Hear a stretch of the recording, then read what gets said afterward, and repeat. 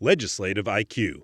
Increase your legislative intelligence with Florida's policy, budget, and campaign monitoring service. Subscribe today at legislativeiq.com.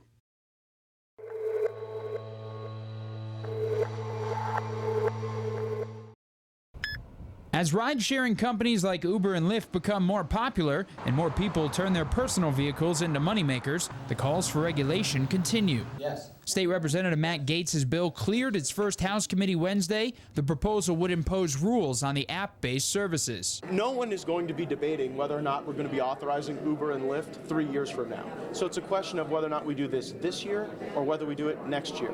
I prefer to be on the front end of innovation, not the back end. Transportation network companies would pay an annual $5,000 fee to the state. Drivers would be required to have minimum levels of insurance, and local regulation would be overruled by state requirements.